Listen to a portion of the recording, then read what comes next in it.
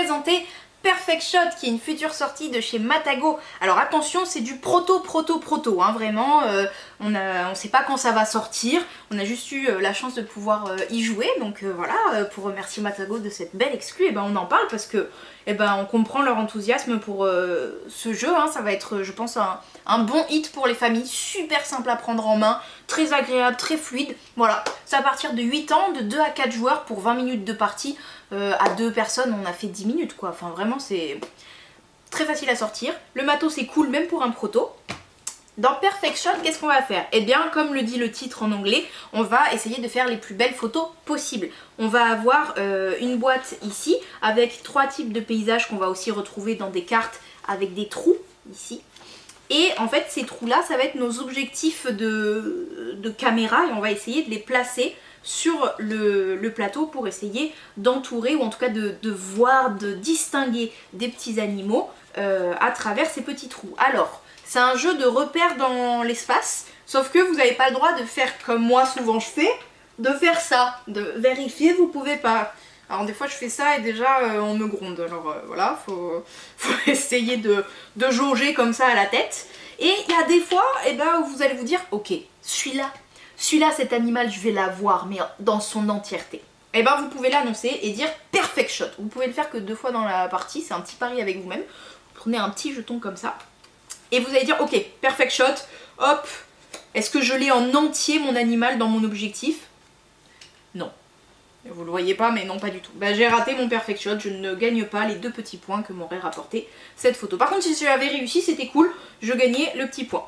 Quoi qu'il en soit, que vous ayez dit Perfect Shot, que vous n'ayez pas dit, ou alors que vous n'ayez pas réussi à faire, à juste entourer un peu l'animal, eh bien vous allez quand même pouvoir gagner un petit jeton qui correspond à l'animal photographié.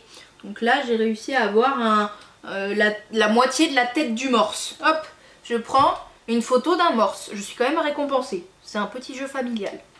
Je le garde devant moi, ça c'est ce qui va faire des points à la fin de la partie. Mais ça ne fera des points que si je récupère des albums.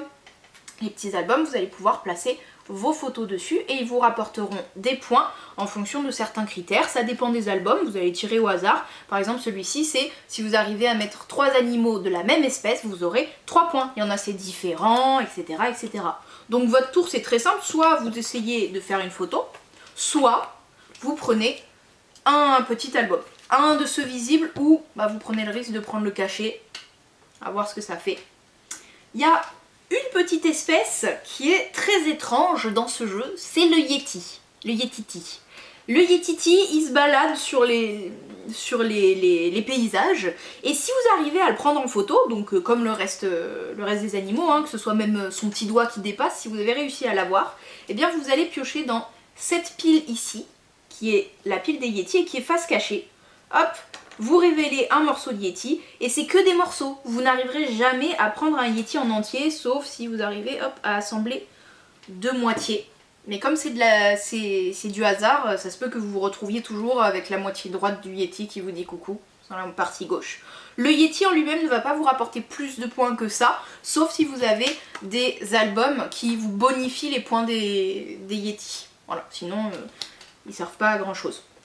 Ils vont vous donner des points comme les autres animaux du moment qu'ils sont mis sur les albums. Et donc une fin de partie, c'est dès qu'on aura fini la pioche de photographie qui est plus ou moins grande en fonction du nombre de joueurs. Et c'est ça qui fait que le temps de jeu s'adapte très bien au nombre de joueurs. Voilà, donc à la fin, on va juste compter combien de photos on a qui sont positionnées sur des albums. Ensuite, on va compter les points si on a réussi à respecter les conditions des albums. On va gagner 2 points par Perfect Shot qu'on aura réussi. Et voilà. C'est hyper simple. Trop simple. Trop accessible. Trop familial. Trop bien. Vraiment, moi, je trouve qu'ils ont très bien réussi leur alignement. En plus, ils ont changé leur logo. Non, vraiment, bravo pour Perfect Shot. Pour un jeu vraiment familial et accessible, il est très bien calculé, très bien équilibré. Moi je dis bravo et je pense que ça va être un bon hit pour les familles cet été ou ce Noël, ça dépend de quand ça sort. Merci Matago.